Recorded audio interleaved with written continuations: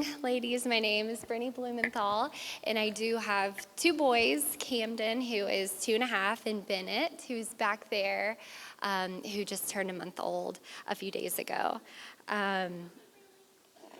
Okay, thank you. Let me pull up my notes. I'm a notes person, so excuse me, and I'm also not much of a public speaker. This actually makes me nauseous. I'm extremely nervous, shaking, so bear with me as I read from my phone. I started coming to Moms with Swords 4 sessions ago, and like Joy said, it really has transformed my life, my family, and I really am just so thankful for everyone who's been a part of my journey.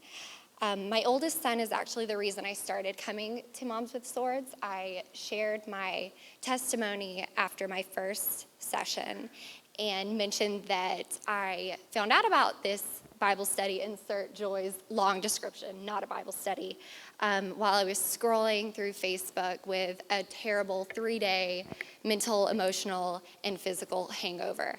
And I was just feeling terrible, feeling like an awful mom. My sister had to come and watch my son so I could nurse my hangover. But I was like, I've got to do something. This is not the kind of mom I want to be. So I found out about Moms with Swords. I decided to give it a try, and that's how I ended up at the Y. I grew up in church. I've always believed, but I decided I'd rather live my life the way I wanted to, the way that was okay for me. I didn't want to give up my sinful ways, my sinful lifestyle, and I also didn't want to be a hypocrite. I didn't want to go out on Saturday night and show up to church on Sunday smelling like booze, and you know, I didn't want to be a hypocrite. That's not how I wanted to live, so I just decided I would just stay and do my own thing. But let's see, but I also experienced a pretty big loss. My dad and my brother were killed unexpectedly in a car accident, and so I found it hard to, you know, rely on God and find a loving God in that situation. I didn't know how that could happen to me or anyone like that, someone innocent. So I decided anyways I would trust in him. I would show up to Bible study and see what it had to offer me. Maybe it would make me feel a little better. I trusted it was time to jump in, time for my family. In John 13:7, Jesus replied, "You don't understand what I'm doing now, but you will understand later." I wasn't sure what the plan was. I didn't understand it, but I decided that I would try it out and have faith. I was placed in an amazing huddle group full of amazing moms, amazing leaders, and they loved on me, and they supported me, and they mentored me.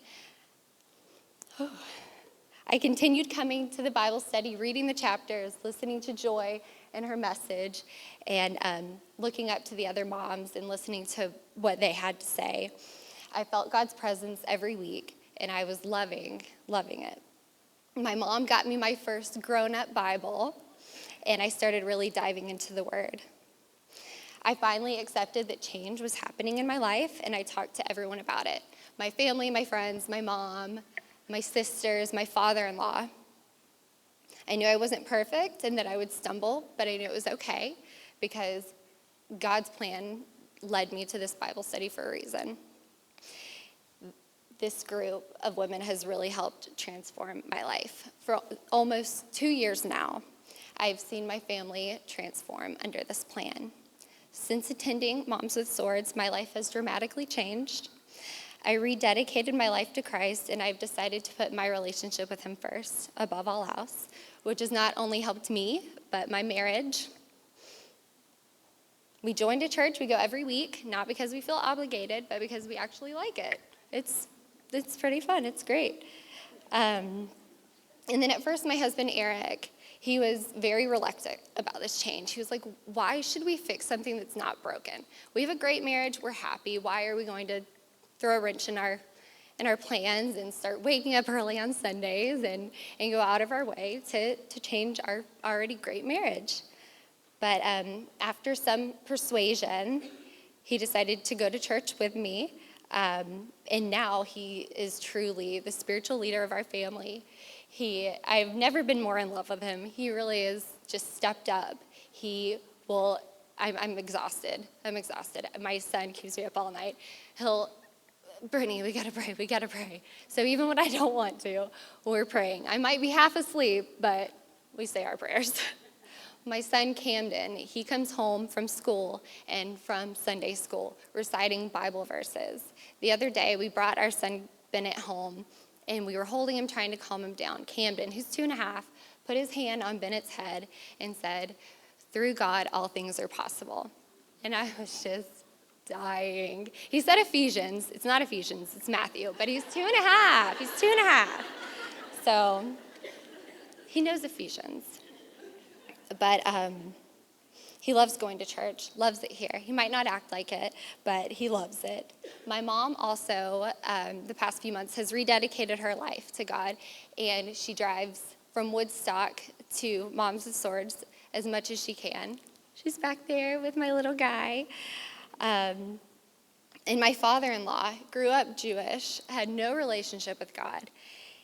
He actually made the decision to convert from Judaism to Christianity, and he made a decision recently that he wanted to spend eternity with us in heaven. So he accepted Christ and is going to church with us, and it's such a family affair.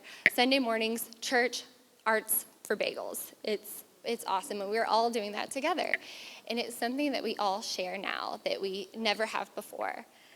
So it all comes down to the fact that you need to let go, stop thinking, and trust that God has you. Take it day by day and trust in him.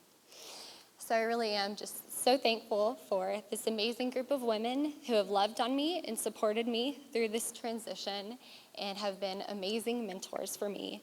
And I pray that this Bible study will bless each one of you and your families as much as it has mine. So thank you so much.